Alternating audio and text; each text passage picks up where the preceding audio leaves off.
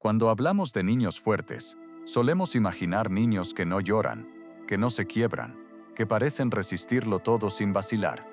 Sin embargo, esa imagen, tan extendida como engañosa, no tiene mucho que ver con la fortaleza psíquica real.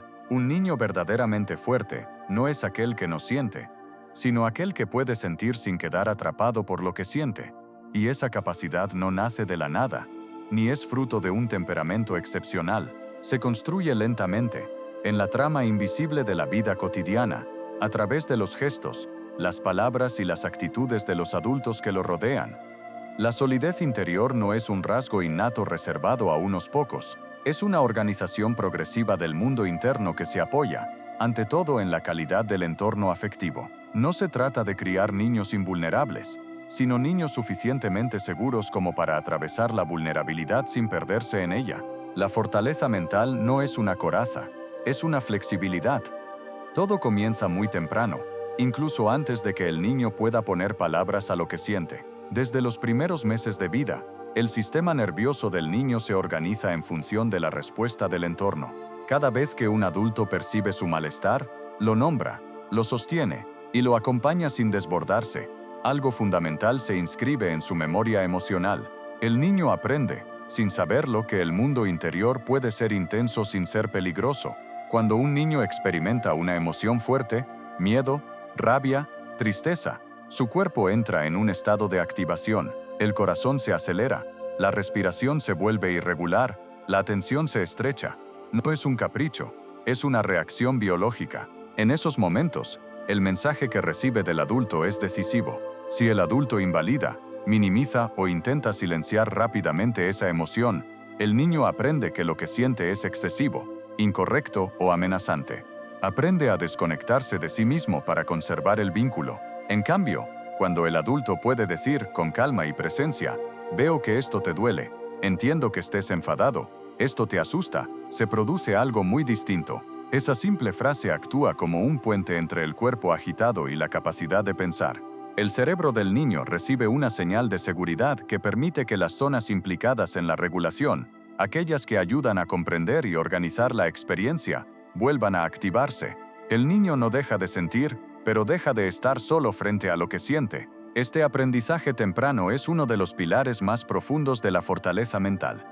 Un niño que ha podido atravesar sus emociones acompañado descubre progresivamente que no necesita huir de ellas ni dejarse arrastrar por completo. Aprende que una emoción puede ser intensa y aún así transitoria, que no define quién es, que no lo destruye. Esta experiencia se convertirá más adelante en un recurso invaluable frente a las pérdidas, los conflictos, los fracasos y las frustraciones inevitables de la vida. Sin embargo, es importante no confundir el acompañamiento emocional con la ausencia de límites. Reconocer una emoción no significa permitir cualquier conducta. Un niño puede estar profundamente enfadado y al mismo tiempo no estar autorizado a golpear, insultar o destruir. Esta distinción es esencial. Cuando el adulto sostiene el marco mientras valida la emoción, transmite un mensaje estructurante. Lo que sientes tiene un lugar, pero no todo lo que sientes puede convertirse en acción. Este equilibrio entre acogida y límite construye una arquitectura interna sólida. El niño aprende que puede expresarse sin temor a perder el vínculo, pero también aprende que vive en un mundo compartido, donde sus actos tienen consecuencias. Esa combinación de seguridad y responsabilidad es una de las bases más firmes de la madurez psíquica. A lo largo del desarrollo, hay momentos particularmente sensibles, donde este acompañamiento cobra una importancia decisiva. Uno de ellos ocurre cuando el niño se enfrenta por primera vez a la herida social, una burla, un rechazo, una palabra que lo deja expuesto frente a los otros. En esos momentos, el adulto puede optar por minimizar el dolor para proteger, o por el contrario, por acompañar para fortalecer, decir, no es nada, no le hagas caso, eso no importa.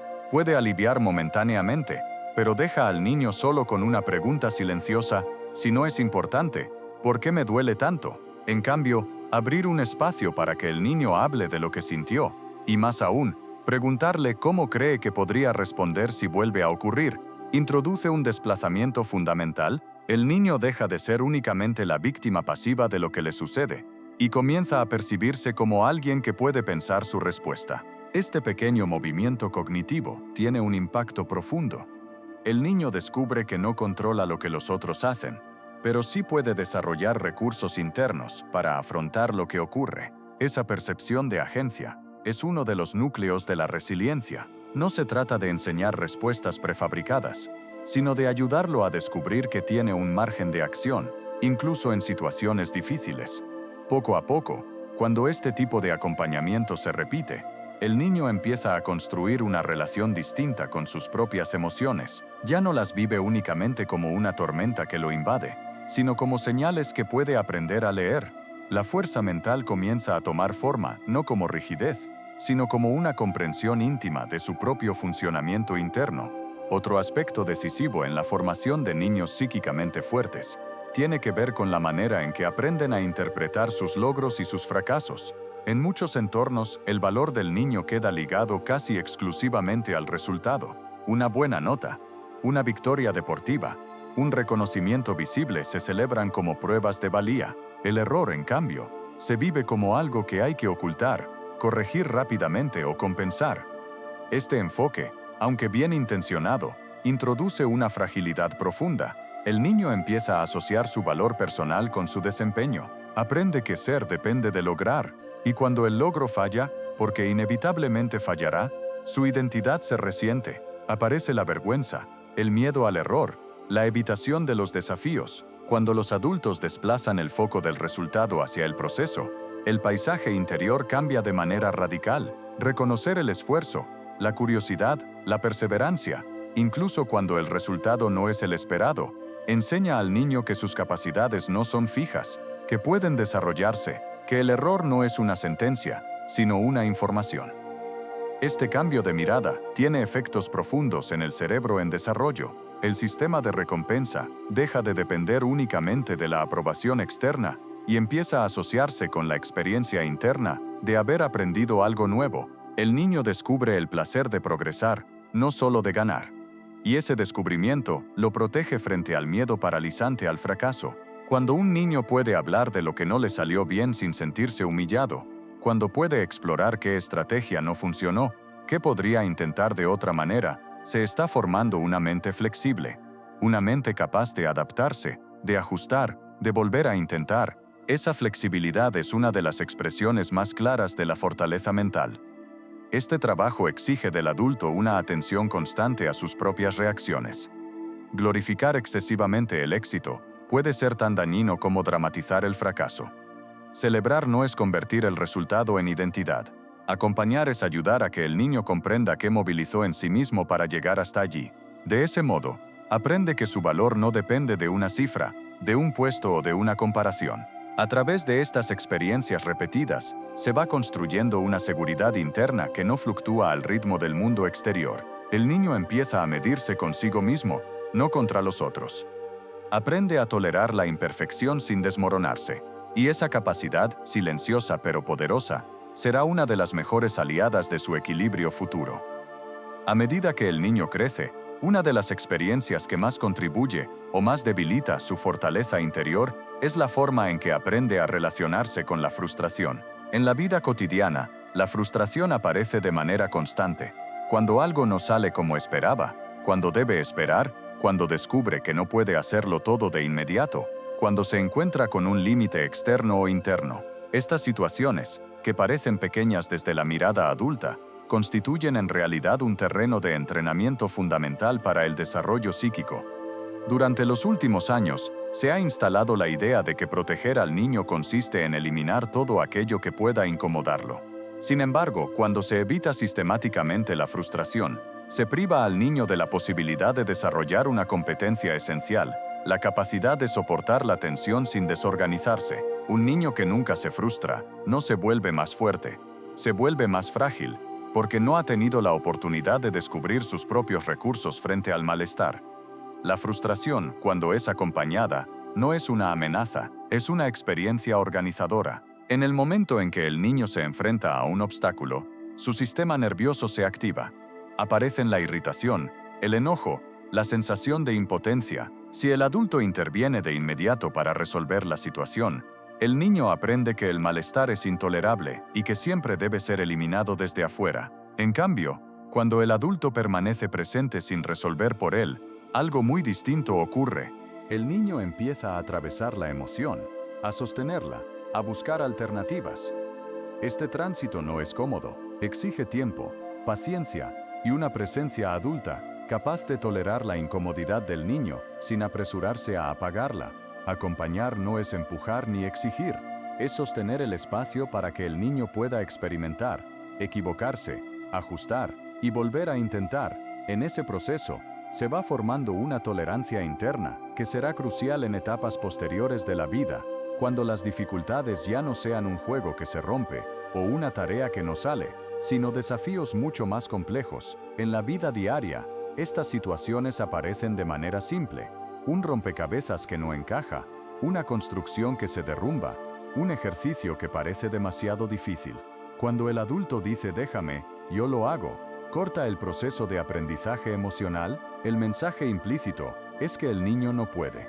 Pero cuando el adulto se sienta cerca, observa y pone palabras a lo que ocurre. Veo que te estás esforzando. Parece que esta parte te está costando. El niño recibe una señal poderosa. Su intento tiene valor, incluso antes del resultado. En esos momentos, el niño no solo aprende a resolver un problema concreto, aprende algo mucho más profundo, que puede permanecer en contacto con una emoción desagradable sin perderse en ella. Aprende que el enojo y la frustración no anuncian una catástrofe, sino un momento de transición. Esta capacidad será, más adelante, una base sólida para enfrentar la incertidumbre, el fracaso y la espera sin recurrir a la evitación o a la agresión. Otro pilar esencial en la construcción de niños mentalmente fuertes es el desarrollo progresivo de la autonomía. La autonomía no surge de la noche a la mañana, ni consiste en dejar al niño solo frente al mundo. Es un proceso gradual, cuidadosamente acompañado, en el que el niño va asumiendo pequeñas responsabilidades acordes a su edad. Cada una de estas experiencias contribuye a la sensación interna de competencia. Cuando un niño tiene la oportunidad de tomar decisiones simples, organizar su espacio, elegir entre opciones limitadas, gestionar pequeñas tareas, empieza a construir una representación de sí mismo como alguien capaz de actuar sobre su entorno. Esta representación es profundamente estructurante. Le permite confiar en sus propios recursos y reducir la dependencia excesiva de la validación externa. Sin embargo, la autonomía auténtica solo puede desarrollarse dentro de un marco seguro.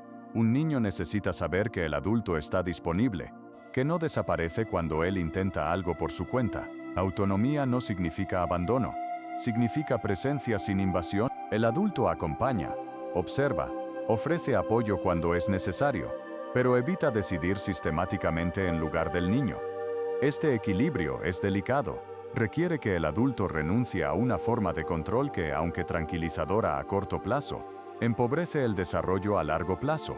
Permitir que el niño se equivoque, que experimente las consecuencias naturales de sus decisiones, es una de las formas más profundas de confianza.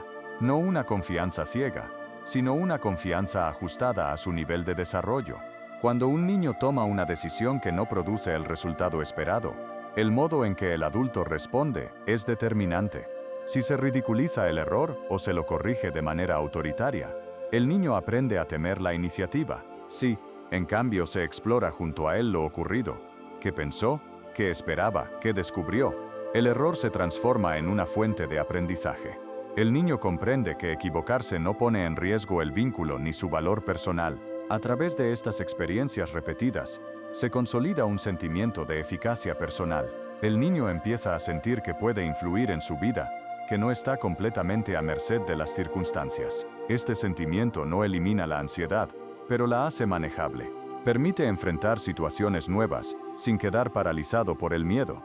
Un elemento inseparable de todo este proceso es el papel del adulto como modelo emocional. Los niños no aprenden principalmente de lo que se les dice, sino de lo que observan. Cada vez que un adulto enfrenta una dificultad, una frustración o un error, está ofreciendo una lección silenciosa. Si reacciona con desbordes, con negación o con rigidez, el niño incorpora esos modos de funcionamiento. Si por el contrario, el adulto puede reconocer lo que siente, poner palabras a su experiencia y buscar soluciones sin dramatizar, El niño aprende que las emociones forman parte de la vida y pueden ser gestionadas. Ver a un adulto decir me equivoqué, esto me frustró, voy a intentarlo de otra manera, es profundamente formador. Transmite la idea de que la imperfección no es una falla moral, sino una condición humana. Esta comprensión protege al niño de una exigencia interna excesiva y le permite construir una identidad más flexible y estable. Con el tiempo, un niño que crece en un entorno donde las emociones son reconocidas, la frustración es acompañada, la autonomía es fomentada y los adultos actúan como modelos coherentes, desarrolla una fortaleza particular. No se trata de dureza ni de invulnerabilidad, se trata de una fuerza tranquila, una capacidad de permanecer presente frente a la dificultad sin huir ni endurecerse. Esa fuerza no se manifiesta de manera espectacular. Se nota en la forma en que el niño enfrenta un error sin derrumbarse, en su capacidad de pedir ayuda sin vergüenza, en su disposición a intentar de nuevo después de un tropiezo. Se nota en su manera de relacionarse con los otros, con menos miedo a perder el vínculo y más confianza en su propio valor. La fortaleza mental de un niño no puede sostenerse sin un elemento que, aunque a veces se percibe como secundario, resulta absolutamente central: la existencia de límites claros, estables y comprensibles. Lejos de ser una restricción arbitraria, los límites constituyen una estructura interna que permite al niño orientarse en el mundo sin sentirse desbordado. Un niño sin límites no es un niño libre, es un niño expuesto a una incertidumbre constante que debilita su seguridad emocional. Desde una mirada clínica y humanista, el marco no es lo opuesto al cuidado, sino una de sus expresiones más profundas. Los límites funcionan como una especie de andamiaje invisible. No se imponen para controlar, sino para sostener. Le dicen al niño, de manera implícita, que el mundo es previsible, que hay reglas que no cambian según el humor del adulto, que existe una coherencia que no depende del capricho. Cuando las reglas son inconsistentes, cuando un día algo está permitido y al siguiente es sancionado sin explicación, el niño no aprende disciplina, aprende inseguridad. Su energía psíquica se dirige entonces a intentar anticipar el estado del adulto, no a explorar el mundo ni a desarrollar sus capacidades. En cambio, cuando el marco es estable y está acompañado de palabras que lo explican, el niño puede relajarse internamente. No necesita estar en alerta permanente. Sabe a qué atenerse. La manera en que se transmiten los límites es tan importante como el límite mismo. Un límite impuesto desde la humillación, el grito o el miedo puede generar obediencia momentánea, pero deja una huella de inseguridad y resentimiento. Un límite transmitido con calma, firmeza y coherencia, en cambio, se integra como una referencia interna. El niño no lo vive como un ataque, sino como una guía. Explicar por qué algo no es posible, por qué una conducta hiere, pone en peligro o interfiere con la convivencia, permite que el niño conecte la regla con el sentido. No obedece solo para evitar un castigo, sino porque empieza a comprender la lógica relacional que sostiene ese límite. Este proceso es lento y requiere repetición, pero es profundamente estructurante. Ayuda al niño a desarrollar una brújula interna que más adelante le permitirá autorregularse incluso en ausencia del adulto. Los límites también cumplen una función protectora frente a la impulsividad. Un niño cuyo sistema nervioso aún está en desarrollo no siempre puede anticipar las consecuencias de sus actos. El límite externo suple temporalmente esa capacidad que todavía no está madura. Con el tiempo, lo que fue externo se internaliza. El niño aprende a detenerse, a reflexionar, a evaluar. La fuerza mental se construye, en parte, a partir de esta progresiva interiorización del marco. Otro aspecto fundamental en este proceso es la seguridad afectiva cotidiana. No se trata de grandes demostraciones, ni de discursos elaborados, sino de una presencia constante y fiable. La seguridad afectiva se construye en los detalles, la manera de recibir al niño al final del día, la atención real cuando habla, la coherencia entre lo que se dice y lo que se hace. Un niño necesita sentir que el adulto está disponible emocionalmente, incluso cuando pone límites. Esta disponibilidad no implica estar siempre de acuerdo ni evitar el conflicto. Implica que, aun en el desacuerdo, el vínculo no se rompe, que el niño puede expresar su malestar sin miedo a perder el amor del adulto. Cuando esta seguridad existe, el niño se atreve a explorar, a equivocarse, a separarse gradualmente. Sabe que hay un lugar al que puede volver sin ser juzgado. La seguridad afectiva actúa como una base desde la cual el niño puede arriesgarse. No elimina la angustia, pero la hace tolerable. Permite que el niño enfrente situaciones nuevas sin quedar paralizado por el temor al abandono. Esta base segura es uno de los factores más potentes en la construcción de la resiliencia. Un niño que se siente sostenido puede atravesar dificultades importantes sin que éstas definan su identidad. En este contexto, el conflicto adquiere un valor formativo. Contrario a la idea de que el conflicto debe evitarse a toda costa, los desacuerdos bien acompañados enseñan al niño a negociar, a expresar sus necesidades, a tolerar la frustración y a reconocer la perspectiva del otro. Cuando el adulto no teme al conflicto y lo maneja con respeto, el niño aprende que las diferencias no destruyen el vínculo. Aprende que es posible disentir sin romper. Este aprendizaje es crucial para la vida adulta. Muchos vínculos se vuelven frágiles, no por falta de amor, sino por incapacidad para manejar el conflicto.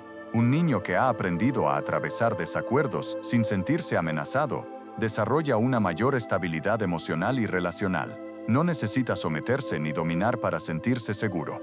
Puede permanecer en la relación sin perderse. Otro componente esencial de esta fortaleza es la manera en que el niño aprende a pedir ayuda. En entornos donde se valora excesivamente la autosuficiencia, pedir ayuda puede vivirse como una debilidad. Sin embargo, la verdadera fortaleza incluye la capacidad de reconocer los propios límites y buscar apoyo cuando es necesario. Un niño que ha experimentado una respuesta sensible por parte del adulto, aprende que pedir ayuda no lo disminuye, lo conecta. Esta habilidad es profundamente protectora. Permite que, frente a situaciones de estrés, el niño no quede aislado ni atrapado en la vergüenza. Sabe que puede recurrir a otros sin perder dignidad. Esta confianza relacional es uno de los pilares de la salud mental a largo plazo. Cuando límites, seguridad afectiva y modelo adulto se combinan de manera coherente, se produce una integración silenciosa. El niño empieza a desarrollar una sensación interna de continuidad. Se siente el mismo en distintos contextos. No necesita adaptarse excesivamente para ser aceptado. Esta continuidad es una de las expresiones más claras de la fortaleza psíquica.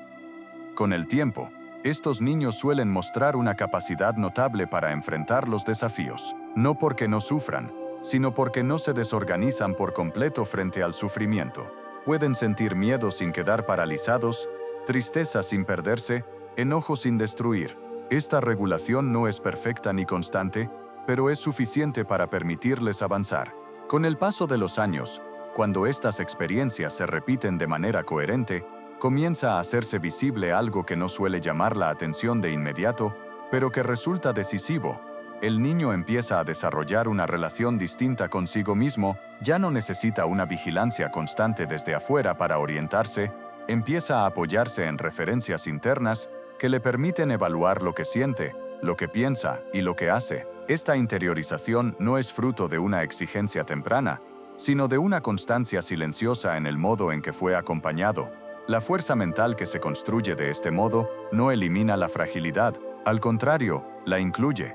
Un niño que ha crecido en un entorno donde las emociones fueron reconocidas, los límites fueron claros y la autonomía fue fomentada, no se siente obligado a esconder su vulnerabilidad. Puede decir que tiene miedo, que está confundido, que algo le duele, sin experimentar esa confesión como una amenaza para su valor.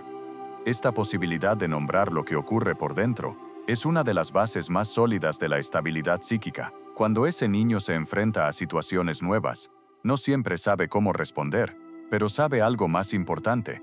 Puede buscar dentro de sí y fuera de sí sin vergüenza. No queda atrapado en la omnipotencia ni en la dependencia absoluta. Ha aprendido que el error no lo descalifica y que el apoyo no lo disminuye. Este equilibrio es frágil, se ajusta con el tiempo, pero ofrece una base que protege frente a las rupturas más duras. En la vida escolar, por ejemplo, estos niños no quedan definidos por una mala nota, ni se inflan excesivamente con una buena.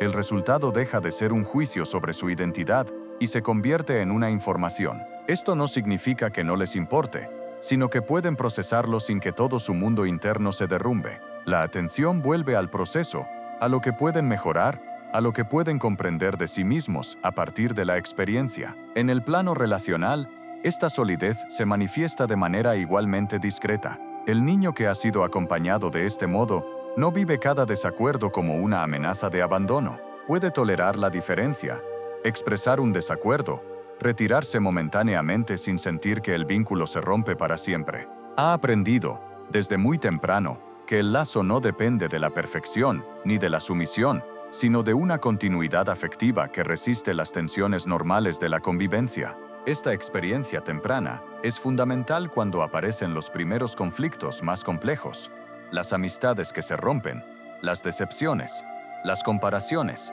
la sensación de no encajar del todo. Ningún niño está a salvo de estas experiencias. La diferencia no está en evitarlas, sino en la manera de atravesarlas. Un niño que ha desarrollado recursos internos puede sentir dolor sin perder su centro. Puede entristecerse sin concluir que no vale. Puede enojarse sin quedar atrapado en la agresión. A medida que crece, este niño empieza a construir una narrativa más coherente sobre sí mismo. No se define únicamente por lo que le sucede, sino por la manera en que responde a lo que le sucede. Esta narrativa no se construye con discursos, sino con vivencias repetidas. Cada vez que fue escuchado sin ser invadido, cada vez que se le permitió intentar sin ser ridiculizado, cada vez que un límite fue sostenido sin violencia, algo se organizó por dentro.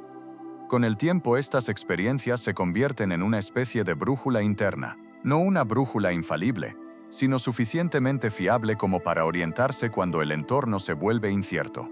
Esta brújula no indica siempre el camino correcto, pero permite no perderse del todo.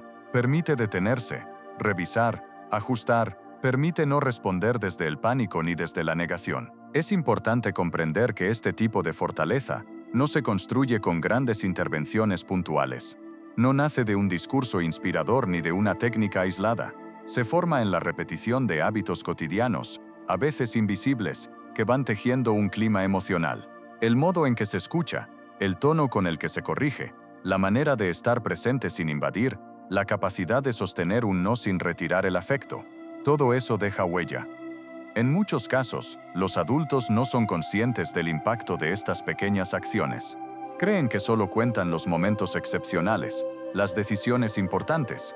Sin embargo, desde el punto de vista del desarrollo psíquico, lo que más estructura es la regularidad. El niño no necesita adultos perfectos, necesita adultos previsibles, adultos que puedan equivocarse y reconocerlo, adultos que no se derrumben ante el error del niño, ni lo conviertan en una amenaza para el vínculo. Cuando estas condiciones se dan, el niño no se vuelve invulnerable, pero sí más resistente. Resistente en el sentido más humano del término, capaz de doblarse sin quebrarse, capaz de atravesar el malestar sin negarlo ni amplificarlo, capaz de buscar apoyo sin perder su sentido de dignidad. Esta resistencia no es espectacular, no se exhibe, pero sostiene. Al llegar a la adolescencia, esta base se vuelve especialmente visible. En una etapa marcada por la intensidad emocional, la búsqueda de identidad y la necesidad de separación, los recursos adquiridos en la infancia funcionan como un amortiguador. El adolescente puede cuestionar, oponerse, alejarse, sin que eso implique una ruptura total con lo que lo sostuvo. Puede explorar sin perder del todo el contacto con su propio eje interno. Esto no significa que no haya crisis, las hay, pero la crisis no se vive como un vacío absoluto. Hay referencias internas a las que volver, incluso cuando se intenta tomar distancia de ellas. La memoria afectiva conserva la experiencia de haber sido sostenido, y esa experiencia actúa como un ancla en los momentos de mayor turbulencia. Con el tiempo, estos niños se convierten en adultos que no necesitan endurecerse para protegerse. Pueden establecer vínculos sin confundirse con el otro, pueden comprometerse sin perderse, pueden retirarse cuando una relación se vuelve dañina sin vivirlo como un fracaso personal. Esta capacidad no se improvisa en la adultez, se gesta lentamente en la infancia, en la calidad de los hábitos relacionales que los rodearon. Criar niños fuertes, en este sentido, no es preparar guerreros emocionales ni individuos autosuficientes. Es ofrecer un entorno donde la fragilidad tenga un lugar, donde el error no sea una condena y donde el límite no rompa el lazo. Es aceptar que el sufrimiento forma parte de la vida, pero que no tiene por qué desorganizarla por completo. Lo esencial no está en hacer más, sino en estar de una manera distinta. Estar disponible sin invadir, estar presente sin controlar, estar firme sin endurecerse. Estas formas de presencia, repetidas día tras día, construyen una fortaleza silenciosa que acompañará al niño mucho más allá de la infancia, cuando ya no estemos allí para sostenerlo directamente, pero sí a través de todo lo que quedó inscrito en su manera de estar en el mundo. Al recorrer todo este camino, se vuelve posible reconocer que la fuerza mental de un niño no nace de un solo gesto ni de una decisión aislada. Se construye en la repetición, en hábitos silenciosos que, sin nombrarse explícitamente, van dando forma a su mundo interior.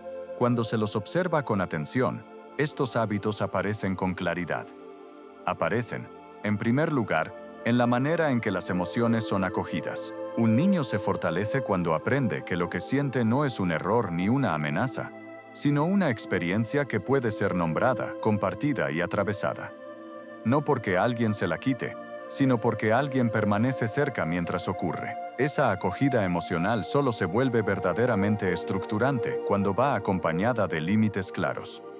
El niño necesita sentir que sus emociones tienen lugar, pero también que existe un marco que lo protege a él y a los otros. Ese equilibrio entre reconocimiento y límite le enseña que puede existir sin desbordarse ni ser reprimido. La fortaleza también se teje cuando el valor del niño deja de depender exclusivamente del resultado, cuando el esfuerzo, la curiosidad y la perseverancia importan más que la nota, el trofeo o la comparación. El niño aprende que puede crecer, que no está definido por un éxito ni condenado por un error. Otro hábito fundamental se inscribe en la relación con la frustración. Cuando no se elimina de inmediato, cuando no se vive como algo intolerable, la frustración se convierte en un espacio de aprendizaje. El niño descubre que puede sostener la incomodidad, pensar alternativas y seguir adelante sin romperse. Esta experiencia se enlaza con la autonomía progresiva, la posibilidad de decidir, equivocarse y asumir pequeñas responsabilidades construye una sensación profunda de competencia. El niño aprende que puede actuar sobre el mundo sin quedar solo en el intento, porque hay una presencia adulta que acompaña sin sustituir. Los límites estables y coherentes vuelven a aparecer como un hábito esencial, no como castigo, sino como estructura. Un marco previsible le permite al niño relajarse internamente, dejar de anticipar el estado del adulto y dedicar su energía a explorar, aprender y vincularse. Y, finalmente, todo esto se integra a través del ejemplo. El niño observa cómo los adultos gestionan sus propias emociones, errores y conflictos. Aprende más de lo que ve que de lo que se le dice. Cuando presencia una manera humana de atravesar la dificultad, incorpora ese modelo como una posibilidad para sí mismo. Estos 7 hábitos no operan por separado, se entrelazan, se refuerzan mutuamente, no prometen una infancia sin dolor, ni una vida sin crisis, pero sí algo mucho más realista y valioso: la capacidad de atravesar lo que duele sin perderse, de equivocarse sin derrumbarse, de vincularse sin desaparecer, criar niños fuertes. En este sentido, no es endurecerlos, ni acelerar su madurez, ni exigirles más de lo que pueden dar. Es ofrecer un entorno donde puedan sentirse lo suficientemente seguros como para crecer, donde la fragilidad no sea una amenaza, y donde la fuerza no consista en no sentir, sino en aprender a vivir con lo que se siente. Ahí, en esa combinación de presencia, coherencia y humanidad, se forma una fortaleza silenciosa que no se impone desde afuera, pero que acompaña al niño durante toda su vida, incluso cuando ya no haya nadie cerca para sostenerlo directamente. Para concluir, es importante volver a una idea que atraviesa todo lo que hemos recorrido. La fortaleza psíquica no es una cualidad que se implanta, ni un rasgo que se hereda intacto. Es una construcción lenta, frágil en apariencia, pero profundamente resistente cuando se asienta sobre experiencias repetidas de vínculo, sentido y coherencia. Los niños no se vuelven fuertes porque se les enseña a no caer, sino porque descubren, una y otra vez, que pueden levantarse sin quedar solos frente a lo que duele. A menudo se confunde la fortaleza con la dureza. Se cree que un niño fuerte es aquel que no llora, que no se queja, que no se desorganiza. Sin embargo, la experiencia clínica y humana muestra exactamente lo contrario. Los niños que más recursos desarrollan son aquellos que pudieron expresar su vulnerabilidad sin ser descalificados, que encontraron adultos capaces de sostener sin invadir, de orientar sin aplastar, de proteger sin anular. La fortaleza nace ahí, en ese punto delicado donde la fragilidad es reconocida y no combatida. Criar desde este lugar implica aceptar que el malestar no es un enemigo a eliminar, sino una señal a comprender. Implica tolerar que el niño atraviese frustraciones, decepciones y conflictos sin apresurarse a cerrarlos artificialmente, porque cada vez que se acompaña una emoción sin negarla, cada vez que se respeta un ritmo sin forzarlo, se está enseñando algo fundamental, que la vida interior es habitable, incluso cuando es incómoda. También supone revisar la propia relación con el error, con el límite y con la imperfección. Los niños aprenden menos de lo que se les dice que de la manera en que los adultos habitan sus propias dificultades. Cuando observan a un adulto reconocer una emoción, equivocarse sin derrumbarse, reparar sin humillarse, integran una lección silenciosa que ningún discurso podría transmitir. Comprenden que vivir no es hacerlo todo bien, sino poder seguir adelante sin perderse a uno mismo. Con el tiempo, estas experiencias se organizan en una base interna, que no depende de la aprobación constante ni del control externo. El niño empieza a sentir que puede pensar, sentir y actuar desde un lugar propio, no porque se le haya exigido autonomía prematuramente, sino porque se le permitió construirla paso a paso, con apoyo, con límites y con sentido. Esa es la verdadera independencia, no la ausencia del otro, sino la capacidad de existir con el otro sin disolverse. Más adelante, cuando la vida confronte a ese niño, ya convertido en adolescente o en adulto, con pérdidas, rupturas o fracasos, no recordará conscientemente cada gesto de su infancia, no evocará cada palabra ni cada situación, pero llevará consigo algo mucho más decisivo, la sensación profunda de que el mundo interior no es un lugar peligroso, de que el vínculo no implica desaparecer, de que el sufrimiento puede atravesarse sin quedar fijado en él. Esa es la herencia más valiosa que puede dejar una crianza. No certezas, no garantías, sino una estructura interna suficientemente sólida para soportar la incertidumbre. Una confianza discreta que no grita, pero que sostiene. Una capacidad de resiliencia que no convierte el dolor en hazaña, pero tampoco lo transforma en condena. Tal vez, al final, educar no consista en preparar a los niños para evitar las caídas, sino en ofrecerles las condiciones necesarias para que, cuando caigan, porque inevitablemente caerán, puedan levantarse sin sentirse rotos, sin sentirse solos, sin sentir que algo esencial se ha perdido en el camino. Y cuando eso ocurre, cuando esa fuerza silenciosa se instala, la tarea adulta puede retirarse lentamente, sabiendo que algo vivo, estable y profundamente humano ha quedado sembrado.